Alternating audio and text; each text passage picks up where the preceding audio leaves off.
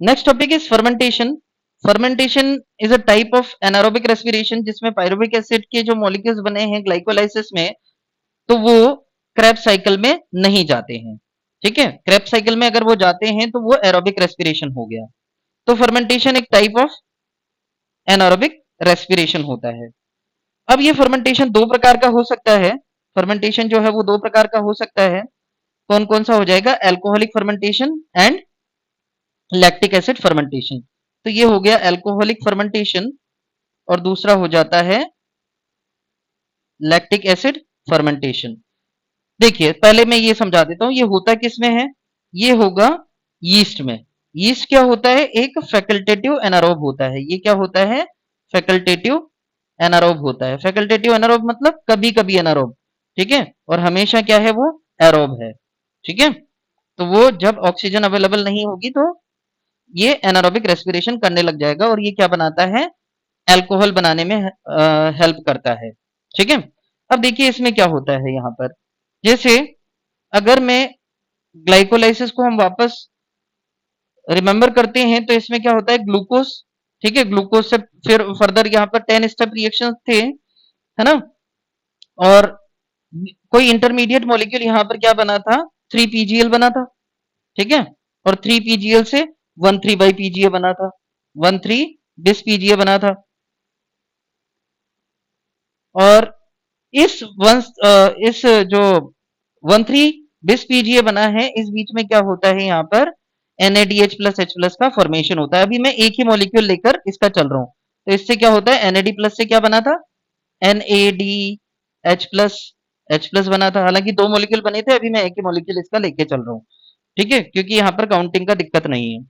तो ये 1,3-bis-PGA बना। 1,3-bis-PGA से मैं बना देता हूँ यहाँ पर पायरुविक एसिड। पायरुविक एसिड, हालांकि ये 10 स्टेप रिएक्शन है और ये 3 कार्बन वाला मॉलिक्यूल है। और इसका जो फॉर्मूला होता है वो क्या होता है? CH3COC OOH। जैसा कि मैंने यहाँ पर ये बताया कि इसमें क्या होता है? डी कार्बोक्सिलेशन होता है। आपसे ये भी पूछा जा सकता है, डी कार्बोक्सिलेशन किस में होता है? अल्कोहलिक फर्मेंटेशन में होता है या फिर लैक्टिक एसिड फर्मेंटेशन में होता है? तो ये अल्कोहलिक फर्मेंटेशन में होता है। तो इसमें जो प्रेजेंट CO2 है वो यहाँ पर रिलीज हो जाएगी। ये CO2 रिलीज हो गई, डीकार्बोक्सिलेशन यहाँ पर हुआ।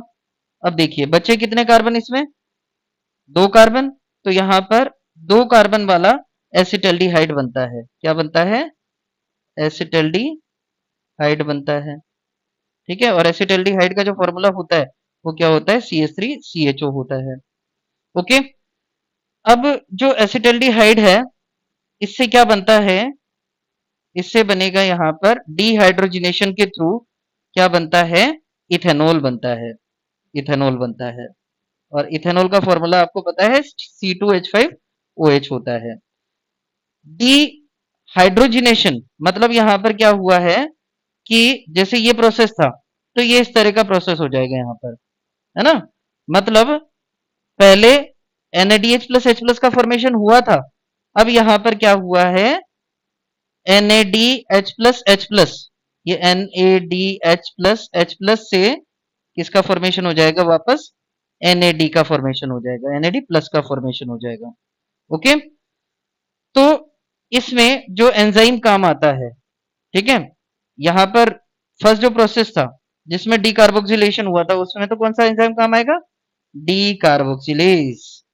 और यहां पर जो एंजाइम काम आता है उसका नाम होता है एल्कोहल डिहाइड्रोजिनेज। Alcohol dehydrogenase. ठीक है, इसको एल्कोहल डिहाइड्रोजिनेज क्यों बोल रहे हैं? क्योंकि अल्कोहल तो ये है ना। तो ये क्या काम करता है? ये अल्कोहल से कीटोन या फिर एल्डिहाइड बनाने का काम करता है। ठीक है, ये क्या करेगा? अल्कोहल से कीटोन या फिर एल्डिहाइड बनाने का काम करता है। ठीक है, यहां पर जो प्रोसेस हुआ है उसमें क्या हुआ था कि जो एल्डिहाइड है उसने क्या किए होंगे? ध्यान से समझना इस प्रोसेस को। इस प्रोसेस में 3 PGL ने दो H+ 2H+ रिलीज किए थे जिनको रिसीव किया NAD ने, और ये कन्वर्ट हुआ NADH+H+ में। इस प्रोसेस में क्या हुआ? एसिटल्डिहाइड जो है उसने क्या किया, दो H प्लस जो है वो एक्सेप्ट किए। ठीक है, दो H प्लस जो है वो क्या किए, एक्सेप्ट किए। वो किससे लिए, NADH प्लस H प्लस से। तो ये किस में कन्वर्ट हो गया, NAD प्लस में कन्वर्ट हो गया। तो ये बड़ी ध्यान रखने वाली बात है। अब देखिए आपसे अगर पूछता है, एक क्वेश्चन पहले पूछा भी गया है नीट में कि एक्सटर्नल एक्सेप्टर ऑफ इलेक्ट्रॉन की किसमें जरूरत नहीं होती है, तो फर्मेंटेशन में एक्सटर्नल इलेक्ट्रॉन एक्सेप्टर की जरूरत नहीं होती है, जबकि एरोबिक रेस्पिरेशन में एक्सटर्नल एक्सेप्टर ऑफ इलेक्ट्रॉन कौन होता है, ऑक्सीजन होता है। अगर आपसे पूछता है कि इस एल्कोहलिक फर्मेंटेशन में इलेक्ट्रॉन डोनर कौन है, तो इलेक्ट्रॉन डोनर कौन हो जाएगा यहां पर, ये 3 PgL हो जाएगा। क्योंकि यही क्या कर रहा है, इसमें से ही क्या निकल रहे हैं, जैसा कि मैंने बताया H प्लस और इलेक्ट्रॉन निकल रहे हैं, है ना। उसको एक्सेप्ट कौन कर रहा है, NAD प्लस एक्सेप्ट कर रहा है। तो एक्चुअली इलेक्ट्रॉन निकाले किसने थे, 3 PgL ने। तो इलेक्ट्रॉन डोनर यहां पर कौन होगा, 3 PgL होगा, चाहे एल्कोहलिक फर्मेंटेशन हो या फिर लैक्टिक एसिड फर्मेंटेशन हो। अच्छा, आपसे पूछा जाता है कि फाइनल इलेक्ट्रॉन एक्सेप्टर कौन होगा यहां पर। तो फाइनल इलेक्ट्रॉन एक्सेप्टर आपको पता है, ये हाइड्रोजन और इलेक्ट्रॉन किसने एक्सेप्ट किए हैं, एसिटाल्डिहाइड ने एक्सेप्ट किए हैं। तो ये जो एसिटाल्डिहाइड होगा ये क्या होता है, फाइनल इलेक्ट्रॉन एक्सेप्टर होता है, फाइनल इलेक्ट्रॉन एक्सेप्टर होता है। ओके, तो ये अल्कोहलिक फर्मेंटेशन, ये प्रोसेस मैंने बताया आपको। ठीक है, अब दूसरा जो प्रोसेस है वो कौन सा है, lactic acid fermentation. Lactic acid fermentation, और लैक्टिक एसिड फर्मेंटेशन में कोई भी डिकार्बोक्सिलेशन नहीं होता है, कोई भी डिकार्बोक्सिलेशन नहीं होता है।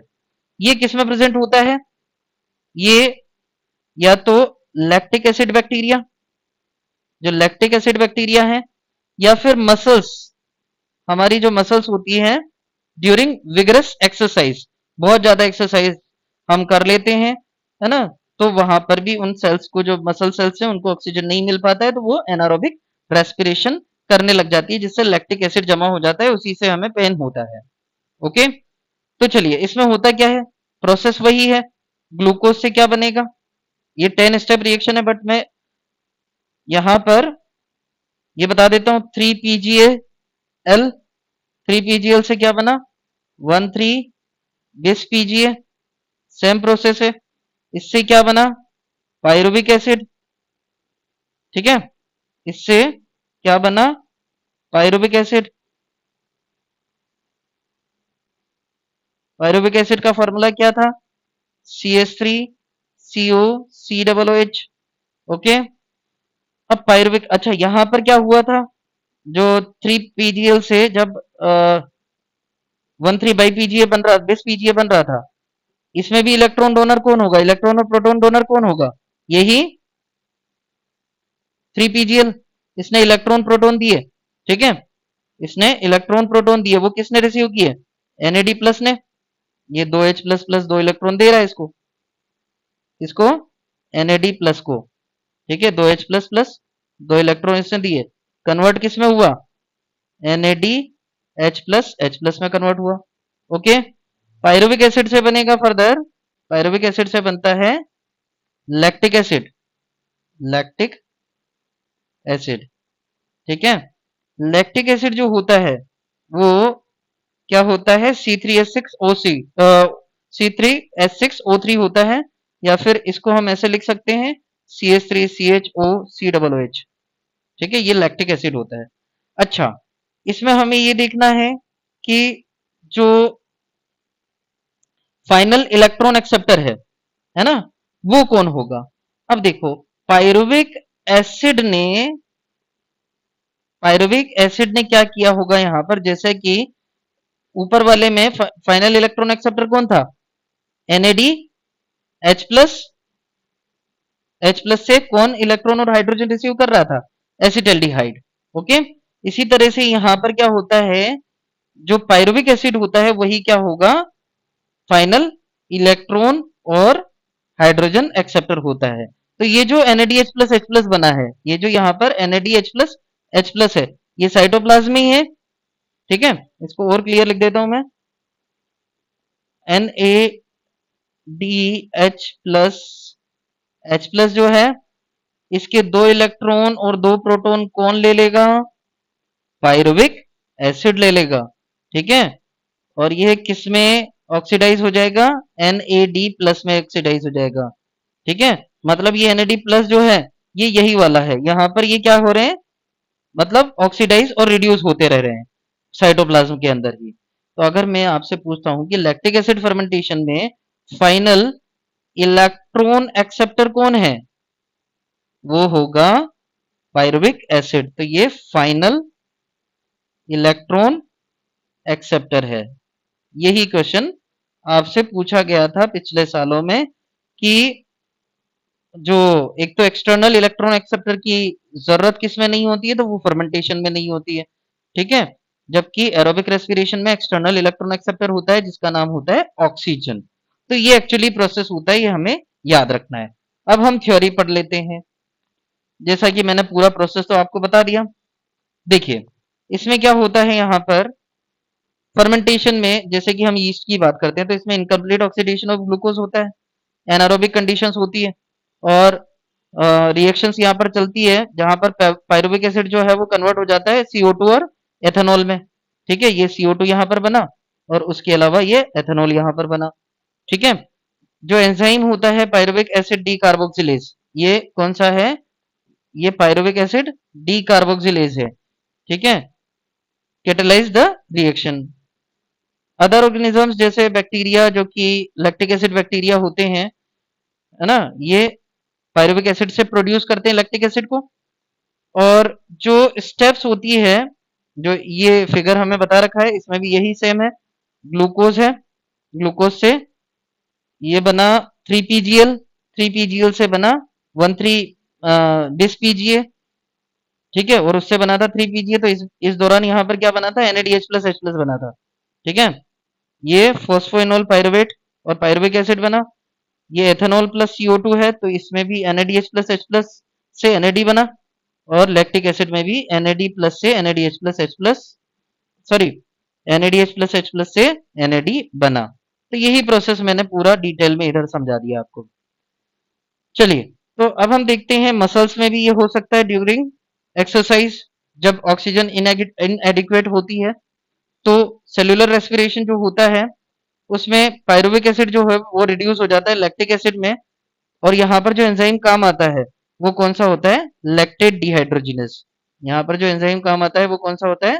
Lactate dehydrogenase, okay. तो लैक्टेट डिहाइड्रोजिनेज की प्रेजेंस में ये क्या हो जाएगा, यहाँ पर पायरुविक एसिड किस में कन्वर्ट हो जाता है? लैक्टिक एसिड में कन्वर्ट हो जाता है। और रिड्यूसिंग एजेंट जो होता है यहाँ पर NADH+H+, वो रीऑक्सीडाइज हो जाता है। दोनों प्रोसेसेस में देख लीजिए, यहाँ पर वापस क्या हो गया? रीऑक्सीडाइज हो गया। NADH+H+ से वापस NAD+ बन गया दोनों प्रोसेसेस में। जो लैक्टिक एसिड और एल्कोहलिक फर्मेंटेशन है वो बहुत ज्यादा एनर्जी यहाँ पर रिलीज नहीं करते हैं, ये इंपॉर्टेंट है। और ये पूछा भी जा सकता है, less than 7% of energy in glucose is release, है ना। जितनी एनर्जी ग्लूकोज में है उसका लेस देन 7% ही ये क्या करते हैं? रिलीज करते हैं। क्योंकि पूरी एनर्जी जो है यहाँ पर एनर्जी बॉन्ड्स की फॉर्म में, जो कि ATP बनता है उसकी फॉर्म में ये नहीं ट्रैप हो पाती है। और उसके अलावा ये दोनों जो है वो वेस्टफुल हजार्डस खतरनाक प्रोसेस होते हैं, हजार्डस प्रोसेस होते हैं, ठीक है। क्योंकि इन दोनों में या तो एसिड प्रोड्यूस हो रहा है या फिर अल्कोहल प्रोड्यूस हो रहा है। नेट गेन जो होगा एटीपी का, है ना, वो कितना होता है? इसमें 2 ही एटीपी है जो ग्लाइकोलाइसिस में बने हैं, है ना। How many ATP are synthesized? 4 ATP synthesize हुए थे, ठीक है। और यूटिलाइज कितने हुए थे? 2 एटीपी यूटिलाइज हुए थे। तो नेट गेन यहाँ पर क्या कितने एटीपी का रहेगा? 2 एटीपी का ही रहेगा, जब एक मॉलिक्यूल ग्लूकोज का यहाँ पर फर्मेंटेशन शो कर रहा है तब। अब एक इंपॉर्टेंट बात और यहाँ पर है, वो क्या कह रहे हैं, इसमें क्या बोल रहा है ये कि yeast poison themselves to death when the concentration of alcohol reaches about 13%। जब अल्कोहल का कॉन्सेंट्रेशन यीस्ट की बॉडी में लगभग 13% हो जाता है तो वो यीस्ट की डेथ का कारण बनता है। तो इसको फिर क्या मजा आ रहा है कि ये वापस से इसको बना रहा है, मतलब अल्कोहल को इतना प्रोड्यूस कर रहा है। ठीक है, तो देखिए, अगर ये अल्कोहल नहीं बनाता है, इथेनॉल यहां पर नहीं बनाता है इस प्रोसेस में, तो क्या ये NAD प्लस का को रीऑक्सीडाइज कर पाएगा, या फिर NAD प्लस का मतलब फॉर्मेशन कर पाएगा? नहीं कर पाएगा। NAD प्लस का फॉर्मेशन नहीं होगा तो ये NAD यहां पर 3 PgL से 1,3/20 PgA वाले स्टेप में भी अवेलेबल नहीं होंगे। तो इसने सोचा कि जितनी भी देर जिंदा रहूंगा, कम से कम जिंदा तो रहूंगा। ठीक है, तो ये कंटिन्यूअसली इथेनॉल प्रोड्यूस कर रहा है। इसके पीछे कारण है क्योंकि इसका जो पर्पस है वो रीजनरेशन ऑफ NAD है, क्योंकि NAD नहीं होगा तो ये ग्लाइकोलाइसिस ही फर्दर नहीं चलेगा। ठीक है, और NAD का रीजनरेशन कहां पर हो रहा है?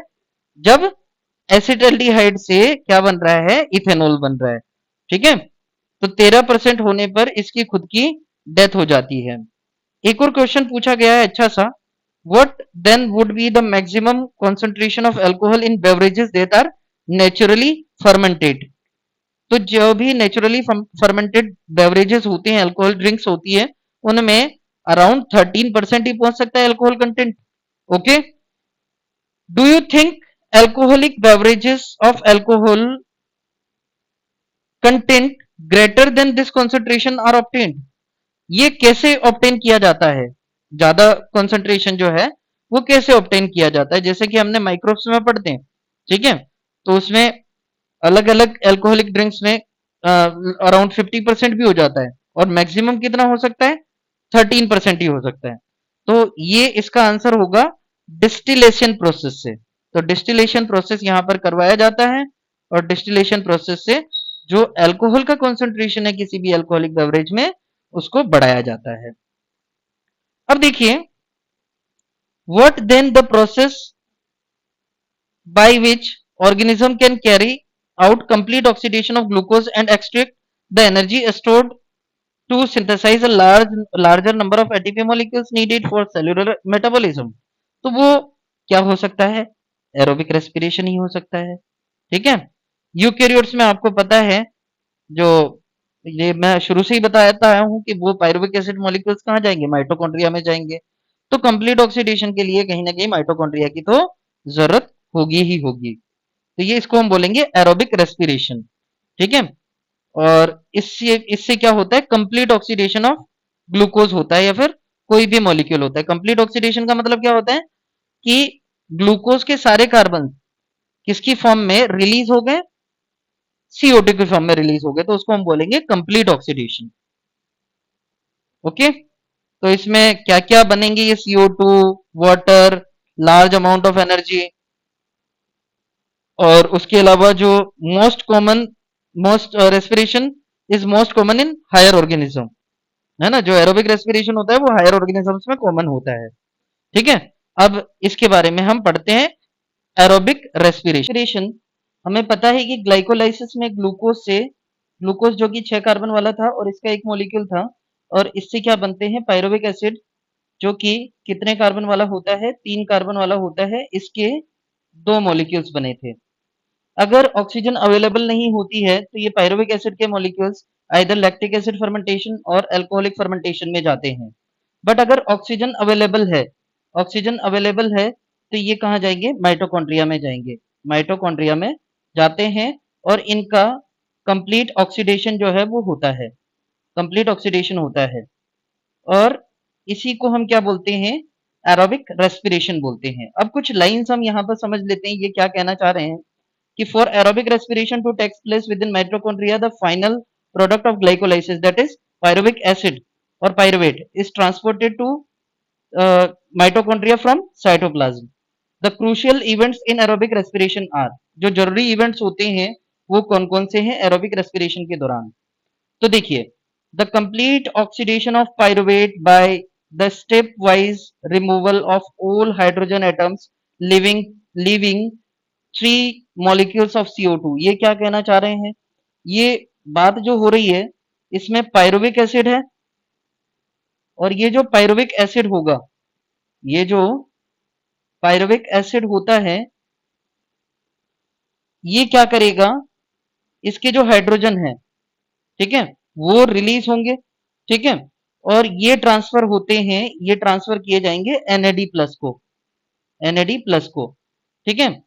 इसके साथ इलेक्ट्रॉन भी चलेंगे और इसकी वजह से क्या होगा, यहाँ पर NADH प्लस H प्लस का फॉर्मेशन होता है। ये कहने का मतलब है इस लाइन का, ठीक है। तो इसमें कंप्लीट ऑक्सीडेशन हो रहा है पायरुविक एसिड का। पायरुविक एसिड से क्या हो रहे हैं, हाइड्रोजन एटम्स रिलीज हो रहे हैं और 3 CO2 मॉलिक्यूल्स यहां पर रिलीज होते हैं। ये आपको पता चलेगा जब हम लिंक रिएक्शन और क्रेब्स साइकिल पढ़ेंगे। तो एक CO2 ये हो गया, दूसरा CO2 ये हो गया और तीसरा CO2 ये हो गया। तो यहाँ पर 3 मॉलिक्यूल्स, 1 2 और ये 3, यहाँ पर 3 मॉलिक्यूल्स जो है वो CO2 के निकलते हैं। नेक्स्ट है the passing on of the electrons removed as a part of hydrogen atom to molecular oxygen with simultaneous synthesis of ATP। ये बात कर रहा है यहाँ पर। अच्छा, ये इसमें जो ऊपर बात हुई थी ये लिंक रिएक्शन और क्रेब्स साइकिल की बात थी, ठीक है। और यहाँ पर जो बात हो रही है ये ETS की बात हो रही है। ETS कहाँ चलता है, इनर माइटोकॉन्ड्रियल मेम्ब्रेन में चलता है। ये साइड में ऑलरेडी बता चुका हूँ आपको। तो इसमें ऑक्सीडेटिव फॉस्फोराइलेशन होता है, ऑक्सीडेटिव फॉस्फोराइलेशन होता है। ऑक्सीजन की प्रेजेंस में एटीपी का फॉर्मेशन होता है। इसमें क्या होगा कि जैसे the passing on of the electron removed as a part of hydrogen atoms to molecular oxygen with simultaneous formation of ATP. मतलब जो NADH प्लस H प्लस बने हैं ये वापस अपने जो इलेक्ट्रॉन्स और प्रोटॉन्स हैं, ठीक है, इलेक्ट्रॉन्स और प्रोटॉन्स हैं, इनको क्या करेंगे, रिलीज करेंगे। और इसकी ये इसका जो रिएक्शन होगा ये किसके साथ होगा, O2 के साथ होगा, ठीक है। और यहाँ पर क्या बनेगा, मेटाबॉलिक वाटर का फॉर्मेशन होता है। साथ के साथ ही यहाँ पर ये जो हाइड्रोजन और इलेक्ट्रॉन है, ये जो हाइड्रोजन और इलेक्ट्रॉन है ये किसका भी फॉर्मेशन करवाएंगे, एटीपी का भी फॉर्मेशन यहाँ पर करवाते हैं। ये पूरा प्रोसेस ETS है ना, जिसमें हम पढ़ने वाले हैं इसको। तो एटीपी का भी फॉर्मेशन हो रहा है और साथ के साथ H2O का भी फॉर्मेशन हो रहा है। चलिए अब हम बात करते हैं कि क्या इंटरेस्टिंग टू नोट है यहाँ पर कि जो फर्स्ट प्रोसेस होता है मैट्रिक्स ऑफ माइटोकॉन्ड्रिया में होता है और सेकंड प्रोसेस जो होता है वो इनर माइटोकॉन्ड्रियल मेम्ब्रेन में होता है। मतलब फर्स्ट प्रोसेस जैसे लिंक रिएक्शन हो गया, क्रेब्स साइकिल हो गया, और उसके अलावा जो सेकंड प्रोसेस होता है जिसकी जो ETS की बात हो रही है यहाँ पर, वो कहाँ पर होता है, इनर माइटोकॉन्ड्रियल मेम्ब्रेन पर होता है। ये प्रोसेस कैसे होता है, तो पहले मैं थ्योरी आपको बता देता हूँ, फिर साइकिल में मेरे हिसाब से बताऊंगा, फिर हम NCERT की थ्योरी पर आएंगे। तो पाइरुवेट जो है, जो कि आपको पता है साइटोसोल या फिर साइटोप्लाज्म में बना था ग्लाइकोलाइसिस के थ्रू, अब ये कहाँ एंटर करता है, माइटोकॉन्ड्रियल मैट्रिक्स में एंटर करता है। और यहाँ पर इसका क्या होता है, ऑक्सीडेटिव डीकार्बोक्सिलेशन होता है। मतलब इसमें से एक कार्बन डाइऑक्साइड निकलती है और यहाँ पर जो रिएक्शंस है ना, वो कैटेलाइज की जाती है। इस रिएक्शन को कैटेलाइज करता है पाइरुवेट डी हाइड्रोजिनेज एंजाइम। अब देखिए इसमें क्या होता है, पहले ये बात जो हो रही है ये लिंक रिएक्शन की बात हो रही है, लिंक रिएक्शन की बात हो रही है। तो पहले मैं ये बता देता हूं और फिर link reaction plus Krebs cycle या फिर TCA साइकिल को मैं कनेक्ट करके बता दूंगा और ये रिएक्शन भी आपको समझा देता हूं। पहले हुआ क्या, जो पायरुविक एसिड है, पायरुविक एसिड है, पायरुविक एसिड कितने कार्बन वाला है, 3 कार्बन वाला है। इसके कितने मॉलिक्यूल्स बने, 2 मॉलिक्यूल्स बने, बट मैं अभी फिलहाल एक मॉलिक्यूल लेकर चल रहा हूं। अब देखिए पायरुविक एसिड जो होता है उसके साथ क्या क्या रिएक्ट करते हैं। एक तो यहाँ पर ये कोफैक्टर काम करता है Mg2 प्लस, ये याद रखना है आपको। और यहाँ पर जो एंजाइम होगा वो कौन सा होता है, पायरुवेट, पायरुवेट डिहाइड्रोजिनेज, डिहाइड्रोजिनेज। अब देखिए पायरुवेट डिहाइड्रोजिनेज का मतलब क्या है कि पायरुवेट या फिर पायरुविक एसिड जो है अपने हाइड्रोजन दे रहा है ना, इसने अपने 2 हाइड्रोजन यहाँ पर निकाले।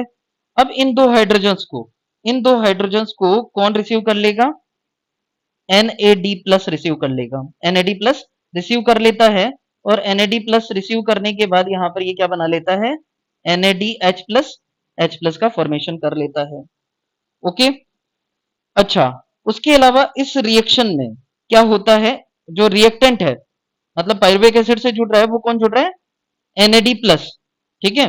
और पायरुविक एसिड ने जो H प्लस रिलीज किए हैं वो NAD प्लस के साथ मिलकर क्या बना रहे हैं, NADH प्लस H प्लस बना रहे हैं।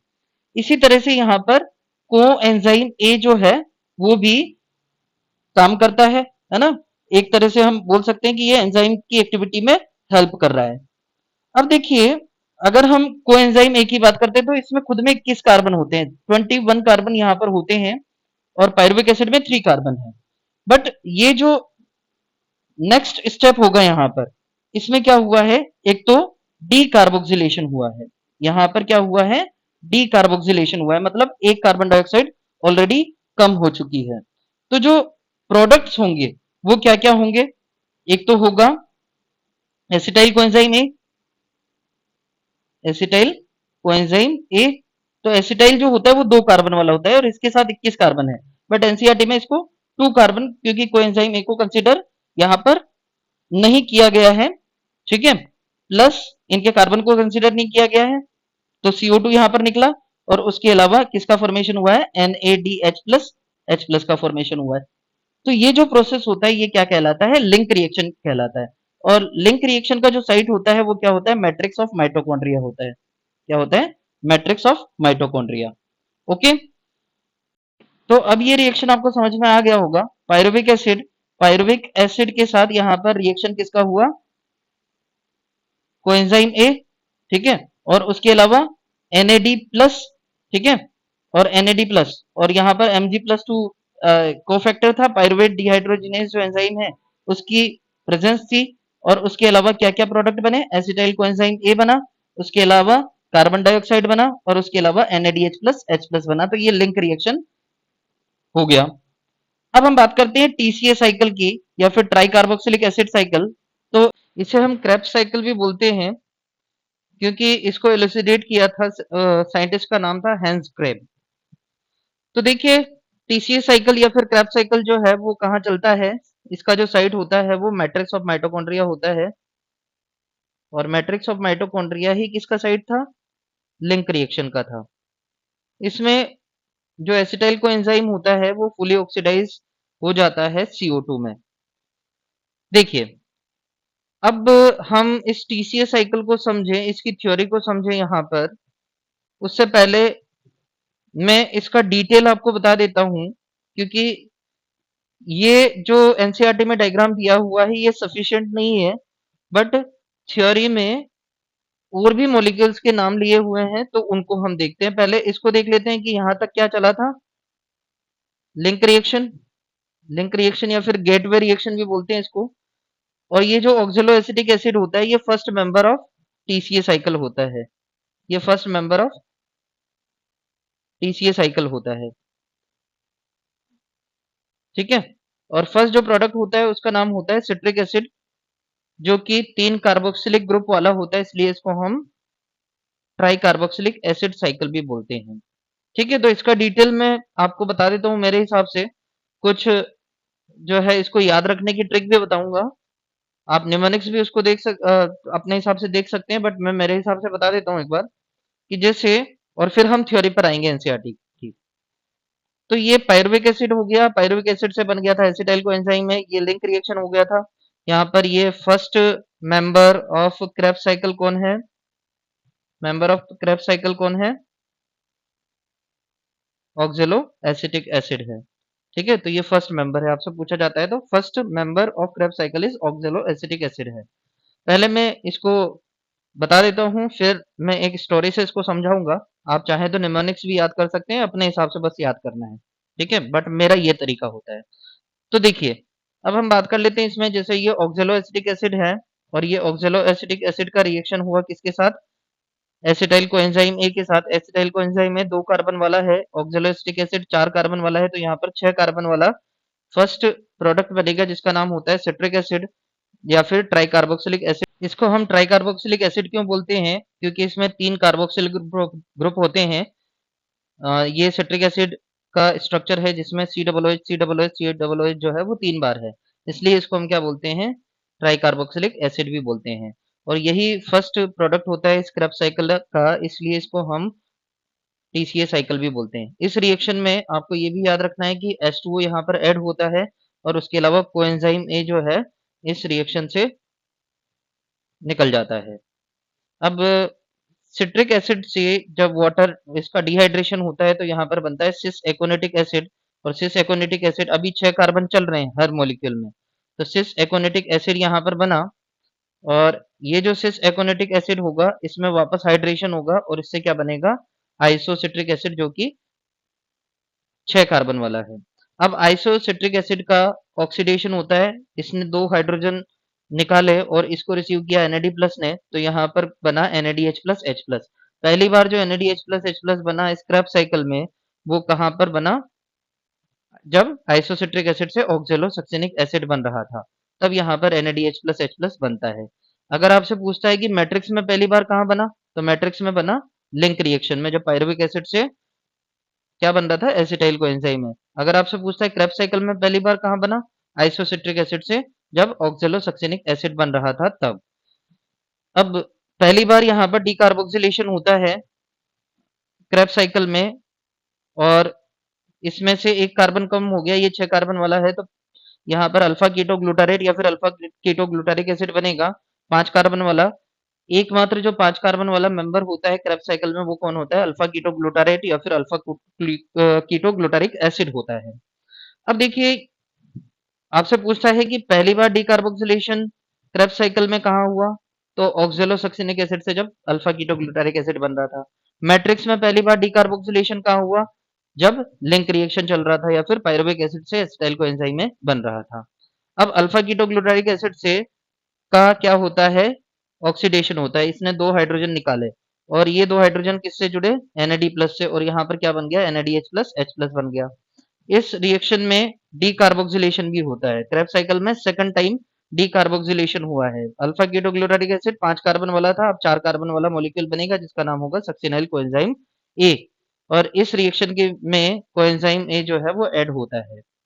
अब देखिए, फर्दर जो रिएक्शन होता है सक्सिनाइल कोएंजाइम से, जब कोएंजाइम ए से जब सक्सिनिक एसिड बन रहा है, तब यहाँ पर क्या होता है, ये कोएंजाइम है इसका साथ छोड़कर चला जाता है, और उसके अलावा एक लाइन एनसीईआरटी में दी हुई है कि इस रिएक्शन में, जो ये रिएक्शन चल रहा है ना, इसमें क्या होता है, GTP is converted to GDP, है ना, जीटीपी जो है वो जीडीपी में कन्वर्ट होता है, और साइमल्टेनियस सिंथेसिस एटीपी का होता है एडीपी से।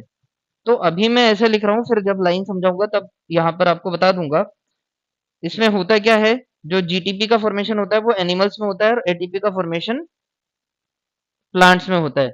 बट आपको एक ही याद रखना है कि यहाँ पर एक एटीपी का फॉर्मेशन हो रहा है, सिंगल एटीपी का फॉर्मेशन हो रहा है, ये जरूर याद रखना है। ऐसा नहीं कि भाई एक जीटीपी और एक एटीपी आपने मान लिया, ठीक है, तो यहाँ पर एक एटीपी का फॉर्मेशन होता है इस स्टेप में, जब सक्सिनाइल कोएंजाइम से सक्सिनिक एसिड बन रहा है। अब सक्सिनिक एसिड का क्या होता है, ऑक्सीडेशन होता है, इसका रिएक्शन होगा FAD प्लस के साथ, FAD के साथ, ठीक है, और यहाँ पर क्या होगा, ये प्लस की फॉर्म में नहीं होता है हालांकि, इससे बनेगा FADH2, FADH2 बनेगा। और ये एंजाइम तो जरूर आपको याद रखना है, यहाँ पर सक्सिनेट डिहाइड्रोजिनेज, इसको मैं लिख भी देता हूँ क्योंकि ये इंपॉर्टेंट एंजाइम है। बाकी सारे एंजाइम जो होते हैं वो सोल्यूबल इन मैट्रिक्स होते हैं, बट ये जो सक्सिनेट डिहाइड्रोजिनेज एंजाइम होता है, it is insoluble in matrix, and it is present on the inner side of the inner mitochondrial membrane, ठीक है। अब इससे क्या बनेगा, सक्सिनिक एसिड से फ्यूमेरिक एसिड बनता है। अब यहाँ पर क्या होगा, हाइड्रेशन होगा, और क्या बना, मैलिक एसिड बना। मैलिक एसिड का अगेन यहाँ पर क्या हुआ, ऑक्सीडेशन हुआ, इसका रिएक्शन NAD प्लस के साथ हुआ, और यहाँ पर बना NADH प्लस H प्लस, और जो फाइनल प्रोडक्ट मतलब वापस जो first member of Krebs cycle है उसका रीजनरेशन हो गया, ठीक है। तो ये प्रोसेस होता है पूरा क्रेब्स साइकिल में, क्रेब्स साइकिल का, और ये थ्योरी भी आपको दी हुई है एनसीईआरटी में।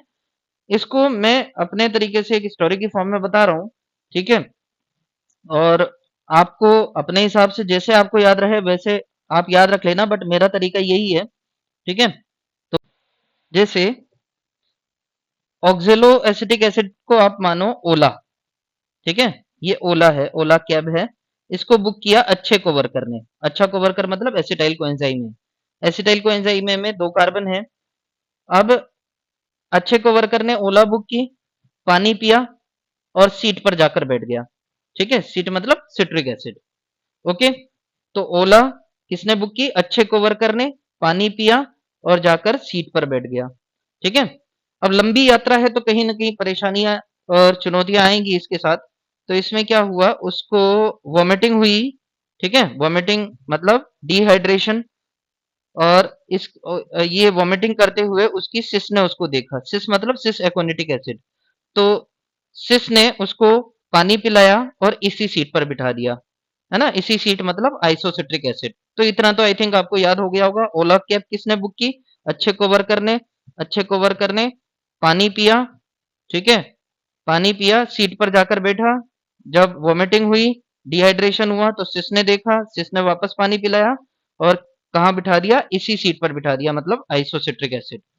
ओके, अब थोड़ा सा यहाँ पर फनी है, ऑड है, बट हमें अल्टीमेट टारगेट हमारा इसको याद रखना है। तो वो आप सुनिए कि आगे क्या होता है इस यात्रा में। कि जब वो नहा धो रहा था NaDH प्लस H प्लस, तो उसको ऑक्स ने देखा। ऑक्स मतलब ऑक्जेलो सक्सिनिक एसिड। ठीक है, तो उसकी CO2 निकल गई। ठीक है, उसकी CO2 निकल गई। तो वो एक हल्का हो गया और एक किताब की तरह हो गया। एक किताब, अल्फा कीटोग्लूटारिक एसिड। ठीक है, जो कि एकमात्र मेंबर है 5 कार्बन वाला इस क्रैप साइकिल का। ठीक है, तो ऑक्स ने देखा तो उसकी CO2 निकल गई और वो एक किताब की तरह हो गया, मतलब हल्का एक किताब की तरह हो गया अल्फा कीटोग्लूटारिक एसिड। थोड़ा सा ओड है बट चलता है, इतना तो चलता है। ठीक है, अब हम बात करते हैं जब वो आप वापस आगे जा रहा था। तो वापस जब नहा धो रहा था तो एक बार और उसकी CO2 निकल गई। ठीक है, और CO2 निकलने के बाद वो क्या बन गया? सक्सेस कोवर्कर बन गया। अब क्या बन गया? सक्सेस कोवर्कर बन गया। अरे ये कैसे बन गया? अरे ये तो उसको भी पता नहीं है जिसने स्टोरी लिखी है। हमें बस टारगेट हमारा इस साइकिल को याद करना है। तो इतना रिवाइज करते हैं जल्दी से। ऑक्जेलो एसिटिक एसिड मतलब ओला, अच्छे को वर्कर ने बुक की। ठीक है, और पानी पिया, सीट पर जाकर बैठ गया। डिहाइड्रेशन हुआ, सिसने देखा, पानी पिलाया, इसी सीट पर बैठा। नहा धो रहा था, ऑक्स ने देखा। ठीक है, और ऑक्स ने देखा तो यहां पर क्या हो गया? उसकी CO2 निकल गई। ठीक है, ये CO2 निकल गई और वो एक किताब की तरह हो गया। वापस जब नहा धो रहा था तो उसकी वापस CO2 निकल गई और एक सक्सेस को वर्कर बन गया। ठीक है, चलिए आगे इस यात्रा में हम इसके साथ बढ़ते हैं। तो इसमें क्या हुआ, जब वो आगे जा रहा था तो उसकी गधों के साथ हाथापाई हो गई। GDP टू ATP, है ना, मतलब GDP ATP गधों के साथ हाथापाई इसको बोल सकते हैं। ठीक है, अब वो उसमें जीत गया। अब वो कहलाया सक्सेस आदमी। अब ये सक्सेस आदमी उसको नाम किसने दिया था? उस जो भी इसने निमोनिक्स बनाया है उन्होंने दिया था, बट उनको नहीं पता कि भाई कैसे दिया था। ठीक है, हमें याद रखना है। सक्सेस आदमी ये बन गया। ठीक है, अब फर्दर यहां पर क्या होगा? अ, जब वो आगे जा रहा था, है ना, जब वो आगे चला तो उसकी किसी ने शर्ट फाड़ दी। ठीक है, तो उसने फूमा की शर्ट खरीदी। Fuma is the first copy of Puma. तो यहां पर उन्होंने फूमा की शर्ट खरीदी। ठीक है, जब वो पानी पी रहा था, when he was drinking water, तो उसने उसके मालिक को देखा। मालिक को भी नहलाया धुलाया और ओला में बिठाकर ले गया। तो ये एक कहानी थी जिससे हमें इसको याद रखना है। एक बार और इसको मैं जल्दी से समराइज कर देता हूं। क्या क्या था प्रोसेस, क्या क्या था, जल्दी से देखो। देखिए, ओला बुक की किसने? अच्छे को वर्कर ने। पानी पिया, सीट पर जाकर बैठा। उल्टी हुई, वॉमिटिंग हुई, सिसने देखा। ठीक है, पानी पिलाया, इसी सीट पर बिठाया। नहा धो रहा था, ऑक्स ने देखा, CO2 निकली, एक किताब की तरह हो गया। ठीक है, और जब वापस नहा धो रहा था तो वापस CO2 निकली, सक्सेस आदमी बन गया। गधों के साथ क्या हुई? हाथापाई हुई। अब वो सॉरी, यहाँ पर सक्सेस को वर्कर बना था, गधों के साथ हाथापाई हुई और वो सक्सेस आदमी बन गया। किसी ने उसकी शर्ट फाड़ दी तो उसने फूमा की शर्ट खरीदी। वापस जब वो पानी पी रहा था तो उसके मालिक को उसने देखा। उनको भी उसने नहलाया धुलाया और ओला में बिठाकर ले गया। तो ये कहानी है और ये मतलब स्टोरी है जिससे आपको स्टेप बाय स्टेप क्लियर हो जाएगा। ठीक है, चलिए क्योंकि आपको ऐसे ऐसे रिमेम्बर करना है कि भाई जैसे पहली बार वो NaDH प्लस H प्लस कैसे कब बना था। तो इसी सीट पर जब वो बैठा था और है ना नहा धो रहा था और ऑक्स ने उसको देखा था, कब? NaDH plus H plus. ठीक है, पहली बार CO2 कब निकली थी? जब ऑक्स ने उसको देखा था। ठीक है, तो ऐसे आप कहीं ना कहीं इसको 2-4 बार रिवाइज करेंगे तो मुश्किल से मुश्किल ये आपको 15-20 मिनट में याद हो जाएगा और फिर आप कभी इसको नहीं भूलेंगे। थोड़ा सा ओड है, बट जितनी मेरी कोशिश थी समझाने की वो मैंने किया यहाँ पर। अब थ्योरी भी देख लेते हैं इसका, है ना। तो TCA साइकिल जो है वो एसिटाइल जो एसिटाइल ग्रुप है, एसिटाइल कोएंजाइम ए है, उसका कंडेंसेशन हुआ किसके साथ? ऑक्जेलो एसिटिक एसिड के साथ। वाटर यहाँ पर एंटर किया था, आपको याद होगा, और उसकी वजह से सिट्रिक एसिड बना था। ये रिएक्शन जो है वो सिट्रेट सिंथेस। अब एंजाइम के बारे में बात कर लेते हैं हम। एंजाइम कौन कौन से आपको याद रखने? दो तो याद रखने ही है। एक तो हो गया सिट्रेट सिंथेस, ठीक है, जिसमें सिट्रिक एसिड का सिंथेसिस हो रहा है। उसके अलावा जहां पर FAD बन रहा है, FADH2 बन रहा है, यहाँ पर एंजाइम काम आता है सक्सिनेट डिहाइड्रोजिनेज। ठीक है, बाकी सारे एंजाइम जो होते हैं वो सोल्यूबल इन मैट्रिक्स होते हैं, बट ये एंजाइम जो होता है ये इनर मेम्ब्रेन से अटैच्ड होता है, इनर साइड की तरफ। तो ये हमें याद रखना है। SDH जो है वो सोल्यूबल में मैट्रिक्स में सोल्यूबल एंजाइम नहीं है। चलिए आगे देखते हैं। ये रिएक्शन जो है वो सिट्रेट सिंथेस के द्वारा कैटालाइज होता है और इसमें कोएंजाइम में रिलीज होता है। सिट्रेट जो होता है वो आइसोसिट्रेट बनाता है, आइसोमराइज होता है यहाँ पर। ठीक है, और इसके बाद इसमें 2 सक्सेसिव स्टेप्स ऑफ डिकार्बोक्सिलेशन होते हैं। इसकी वजह से अल्फा कीटो ग्लूटारिक एसिड बनता है। फिर सक्सिनाइल कोएंजाइम में बना था, है ना, जो कि यहाँ पर नहीं दे रखा है, इसलिए मैंने पूरा साइकिल बता दिया आपको। रिमेनिंग स्टेप्स में सिट्रिक एसिड साइकिल में सक्सिनाइल कोएंजाइम में जो है वो ऑक्जेलो एसिटिक एसिड में वापस क्या हो जाता है, यहाँ पर ऑक्सीडाइज हो जाता है, जैसा कि आपको इस रिएक्शन में आप देख पा रहे हैं। ठीक है, ड्यूरिंग, अब देखो, during the conversion of succinyl coenzyme A to succinic acid there a molecule of GTP synthesized. यहाँ पर क्या है? एक जीटीपी का मॉलिक्यूल बन रहा है। ये जीटीपी का मॉलिक्यूल यहाँ पर बन रहा है। ठीक है, this is the substrate level phosphorylation. ये कौन सा है? सबस्ट्रेट लेवल फॉस्फोराइलेशन है, ऑलरेडी मैं बता चुका हूँ क्लास के स्टार्टिंग में। In a coupled reaction GTP is converted to GDP with the simultaneous conversion or synthesis of ATP from ADP। ये क्या कहना चाह रहे हैं? इसका मतलब ये है कि जैसे साइमल्टेनियस कन्वर्जन, जैसे जीटीपी तो बन ही रहा है और साइमल्टेनियसली यहाँ पर एटीपी किससे कन्वर्ट हो रहा है? एडीपी से कन्वर्ट हो रहा है। इसका मतलब ये है कि जैसे जीटीपी है, जीटीपी और जीटीपी अपना फॉस्फेट किसको दे देगा? एडीपी को दे देगा।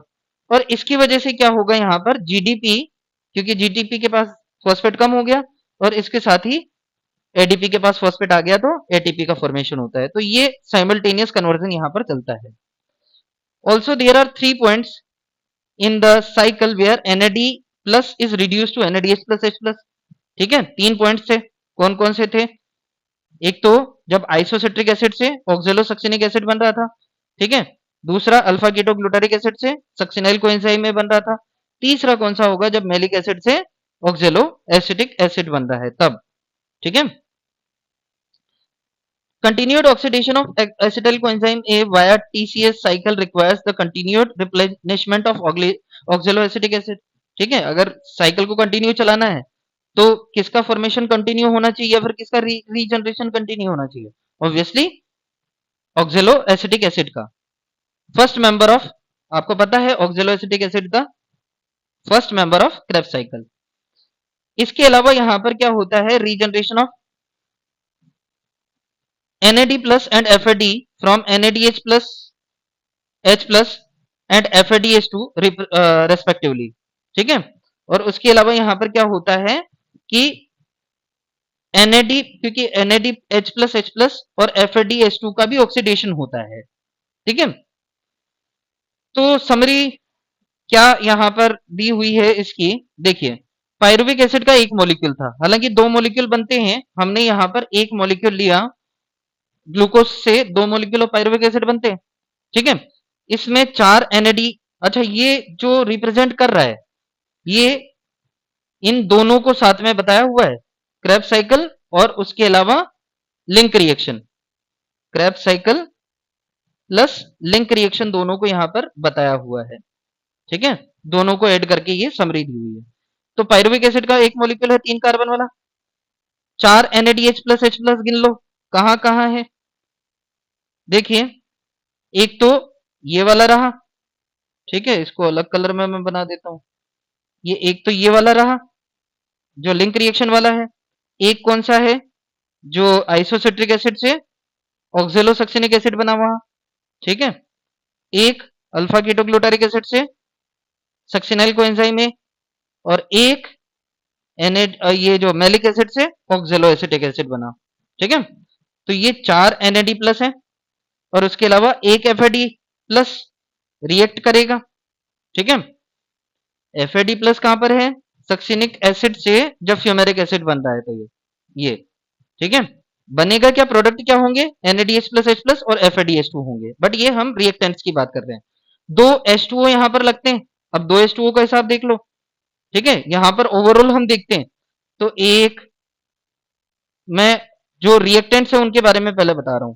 एक, दो, ये एक, ये दो, और ये तीन। 3 H2O तो इन हुए, एक यहां पर क्या हुआ, खर्च हुआ, है ना। तो अगर हम ये -1 लिख देता हूं इसको, है ना। तो ओवरऑल अगर हम देखते हैं तो यहां पर कितने वाटर एज ए रिएक्टेंट है, 2, क्योंकि 3 लगे थे, एक खर्च हुआ था, ठीक है। तो नेट रिएक्टेंट जो होंगे वो 2 H2O होंगे। और उसके अलावा एक जो GTP ADP वाला था, याद है, जो सक्सिनाइल कोएंजाइम ए से सक्सिनिक एसिड बना था, तो वहां पर ADP प्लस इनऑर्गेनिक फॉस्फेट का रिएक्शन हुआ था। अब जो ये प्रोसेस माइटोकॉन्ड्रियल मैट्रिक्स में चल रहा है, और यहां पर क्या बनेंगे, 3 CO2, 3 CO2 कहां कहां निकले, एक पायरुविक एसिड से, दूसरा ऑक्जेलो सक्सिनिक एसिड से, और तीसरा अल्फा कीटोग्लूटारिक एसिड से, ठीक है। तो 3 CO2 हो गए, है ना। 4 NAD प्लस से जब ये रिड्यूस होंगे तो ये क्या बनेंगे, 4 NAD H plus 4 H plus बनेंगे, और FADH2 यहां पर बनेगा एक, और उसके अलावा एक ATP बनेगा ADP प्लस इनऑर्गेनिक फॉस्फेट से। ओके, तो ये ओवरऑल यहां पर क्या हो गया, रिएक्शन हो गया इसका, ठीक है। तो ये हमने इसका रिएक्शन देखा। अब देखो और आगे हम देख लेते हैं क्या कह रहे हैं। We have till now seen that glucose has been broken down to release CO2 and 8 molecules of NADH plus H plus। अच्छा, 8 molecules of NADH plus H plus जब एक ग्लूकोज मॉलिक्यूल है। यहां पर 4 क्यों थे, क्योंकि हमने एक पायरुविक एसिड का मॉलिक्यूल लिया। एक ग्लूकोज लेंगे तो एक ग्लूकोज लेंगे तो पायरुविक एसिड के 2 मॉलिक्यूल्स बनेंगे, है ना। तो हर एक पायरुविक एसिड मॉलिक्यूल से 4 NADH प्लस H प्लस बन रहे हैं, तो एक ग्लूकोज लेंगे तो 8 NADH प्लस 8 H प्लस बनेंगे, और 2 FADH2 बनेंगे, ठीक है। have been synthesized beside the two molecules of ATP in TCA cycle। हर एक यहां पर क्या हो जाएगा, 2 से मल्टीप्लाई कर देंगे उसको, ठीक है, क्योंकि 2 पायरुविक एसिड के मॉलिक्यूल्स आएंगे एक ग्लूकोज मॉलिक्यूल से। अभी तक हमने देखा कि भाई ये जो प्रोसेस चल रहा है, ये जो प्रोसेस चल रहा है, ये किसकी प्रेजेंस में चलता है, ऑक्सीजन की प्रेजेंस में चलता है। बट अभी तक कोई ऑक्सीजन का रोल हमें दिखाई देता हुआ नहीं लग रहा है, ठीक है। तो हम देख रहे हैं neither O2 has come into the picture, ना तो इस पिक्चर में आई है, nor the promised large number of ATP has yet been synthesised. और हमने जो वादा किया था, कितने एटीपी का वादा किया था हमने, 38 एटीपी का। अरे यहाँ पर कोई एटीपी बनता हुआ दिखाई दे रहा है क्या, हाँ दिखाई दे रहा है, बट एक एटीपी जब एक पायरुविक एसिड लेंगे तब, और 2 एटीपी जब 2 पायरुविक एसिड या फिर एक ग्लूकोज मॉलिक्यूल लेंगे तब। और हमने तो वादा किया था कि 38 एटीपी या फिर 38 एटीपी बनाएंगे, तो वो कैसे होगा। Also what is the role of NADH plus H plus and FADH2 that are synthesised, ठीक है। और इनका रोल क्या है, जो इनको सिंथेसिस करने का मतलब क्या है, NADH प्लस H प्लस और FADH2 को। तो इसके लिए let us now understand the role in respiration and how ATP is synthesised. अब हम समझने जा रहे हैं, और ये सारी बातें कि O2 का रोल क्या है, और NADH प्लस H प्लस का फॉर्मेशन क्या हुआ, इनके ऑक्सीडेशन से एटीपी कैसे बनेगा, तो ये सारी बातें हमें समझ में आएगी ईटीएस और ऑक्सीडेटिव फॉस्फोराइलेशन में।